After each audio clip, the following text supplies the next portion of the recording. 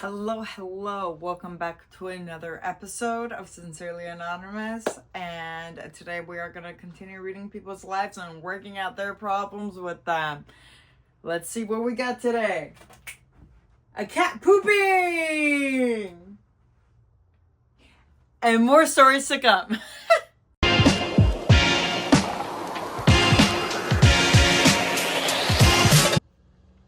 Alright, now let's get to reading some stories. And if this is your first time here, please don't forget to like, comment, and subscribe. A coworker went from bestie to hating me overnight.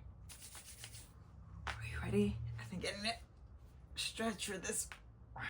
My coworker and I have been best friends for years. Recently, we got into a fight. First one ever. And she told me she was done with me.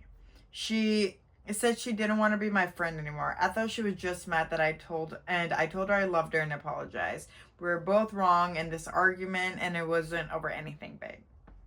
She ended up unfriending me on everything except LinkedIn. Stopped sharing her location with me and even took me off her iPhone fitness. Like I said, I considered us close friends, so it was shocking that she did all of this. Again, I thought she was just mad and was having a knee-jerk reaction. Honestly, this is the only knee-jerk reaction I would accept at this point. She's weird as F around me at work for like a month now at this point. Won't look me in the eye, avoids me at all costs. I confronted her after a few weeks and said I didn't want there to be any awkwardness, to which she gaslit me and said there wasn't any and she was fine. Another month goes by. She starts acting normalish again, but still keeping her distance. But at least now she'll talk to me in the office, which I do need to talk to her about work stuff.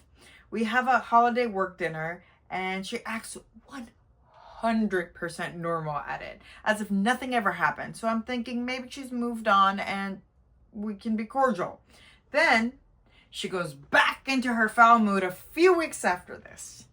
Won't look me in the eye, avoids me at all costs. If we need to have a meeting, she literally won't join the room in the office. She will take a call from another room. Her avoidance is very obvious too. It is not subtle. It's odd behavior in an office setting. She is my peer, but she is most of my office's staff leader.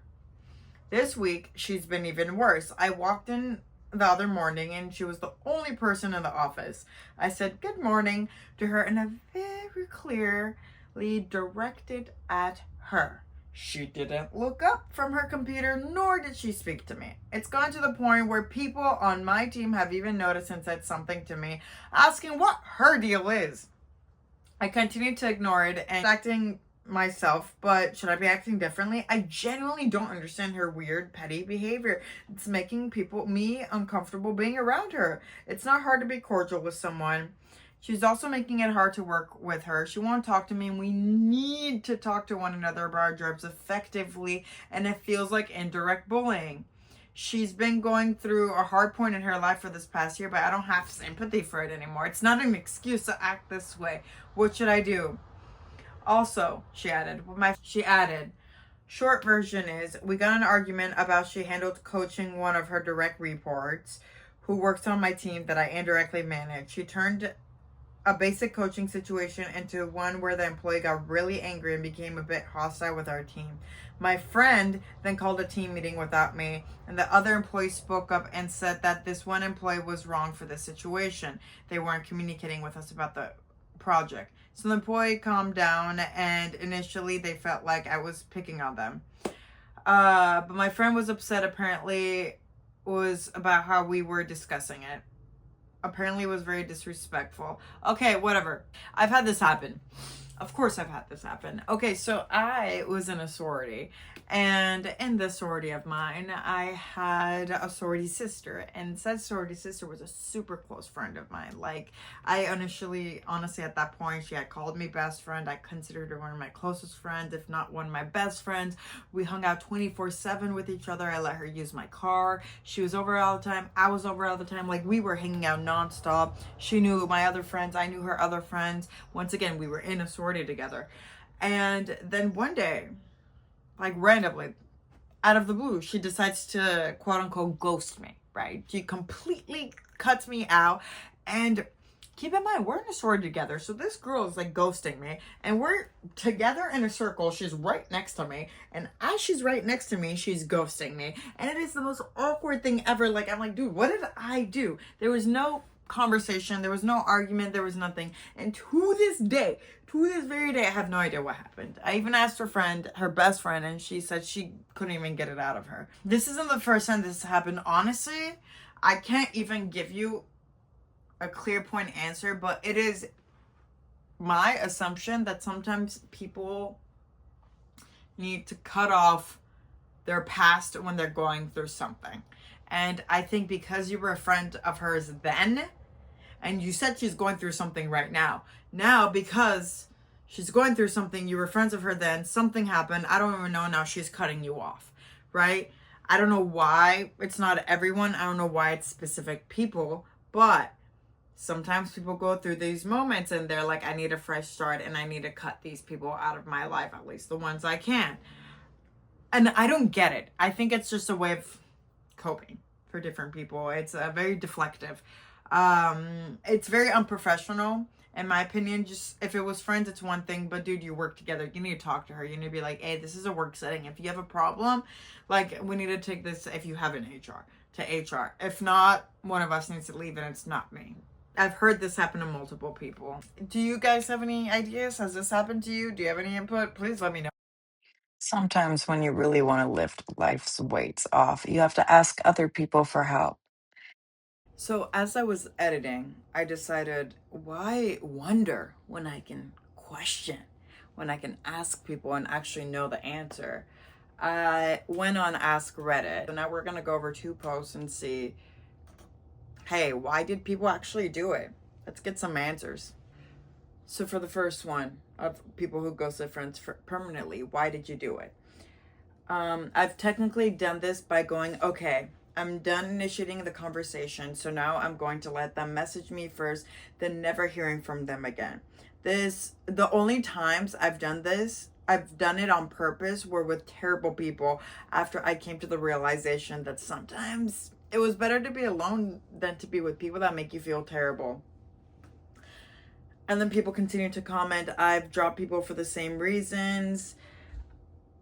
Okay, so I've also dropped people for the same reasons, and this is specifically people that live in the same city as me, because like another person that commented here, they said I have ADD, and for that reason I cannot hold a long conversation through distance.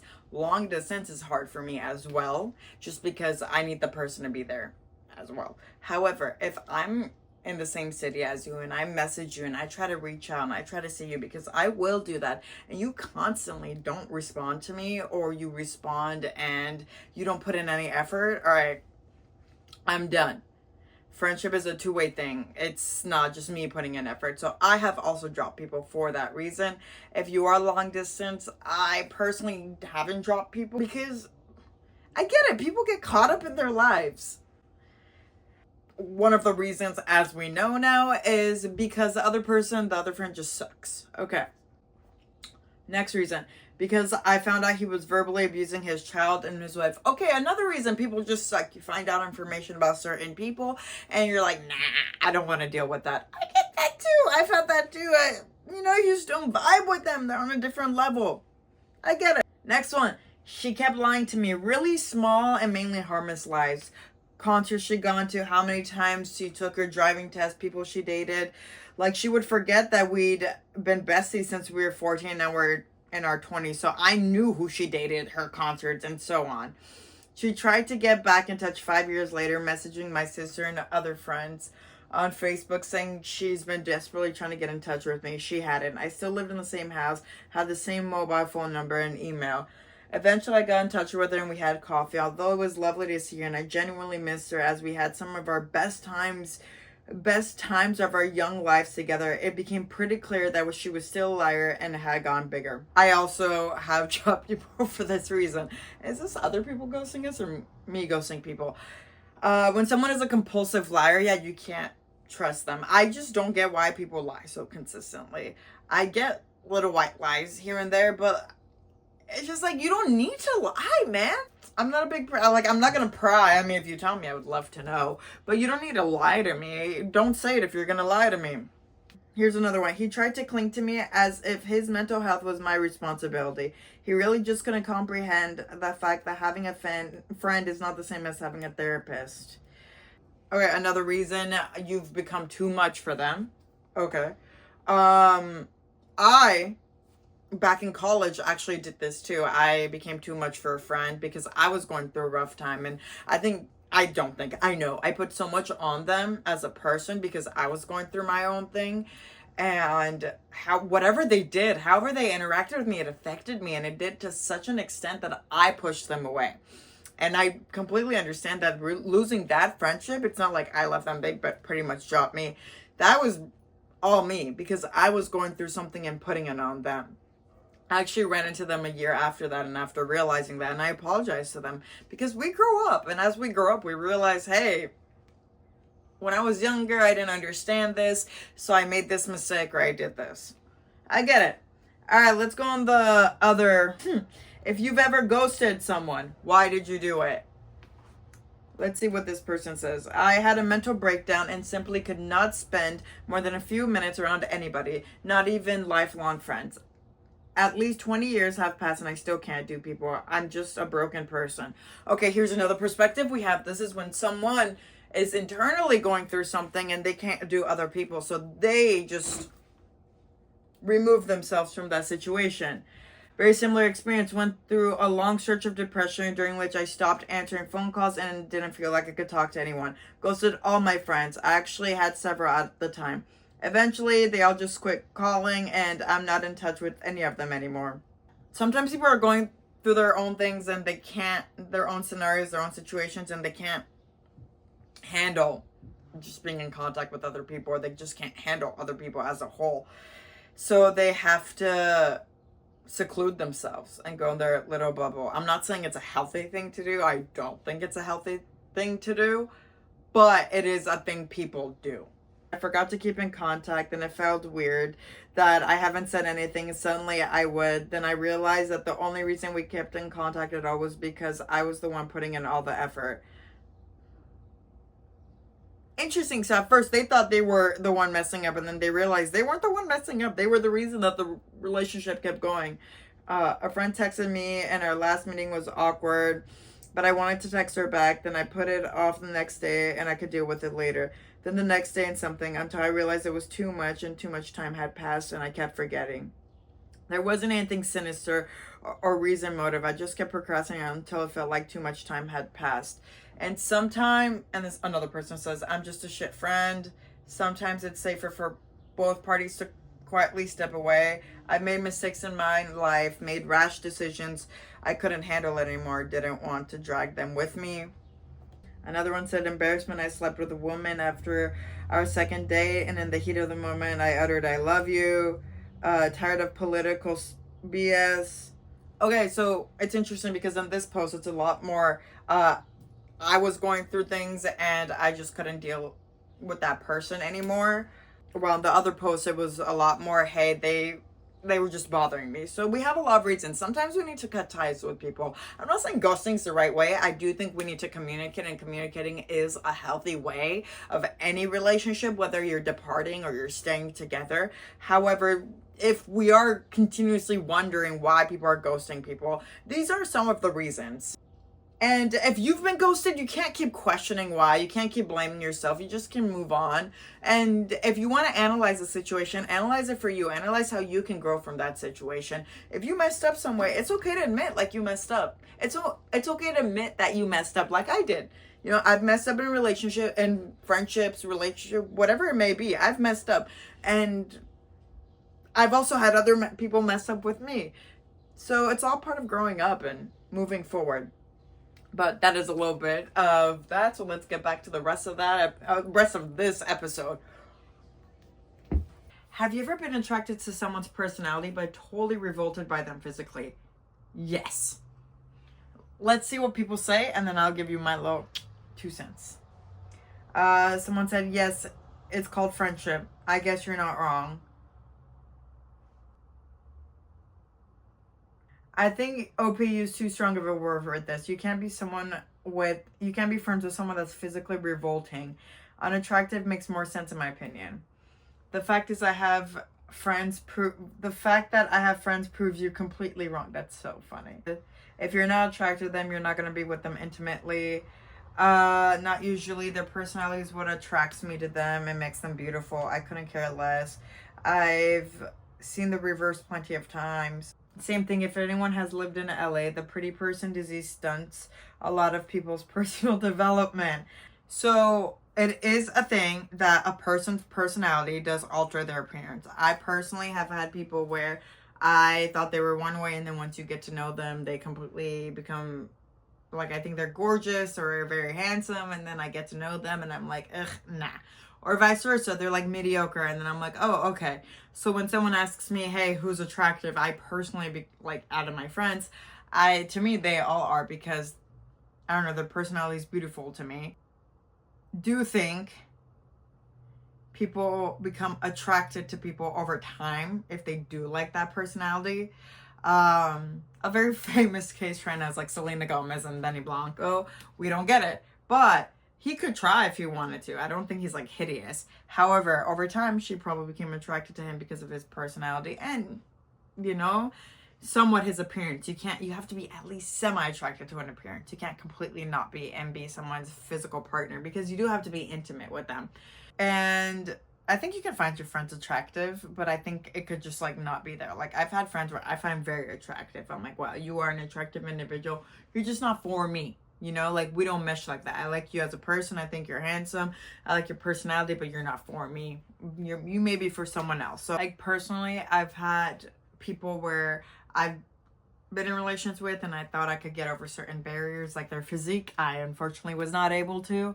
Also, this is a little reason why you need to meet someone in person, like over text or with catfishing or whatever. You fall in love with this being, right? This entity that you create in your head, and you have a picture they're giving to you. But physical attraction is beyond a picture. It's like an aura. It's an energy. But like, people are attracted to their AIs for some reason because they've created this image in their head. Like, it's not a real person, but the attraction they created is to the image they've created. All right, let's lift and get through this. Almost done.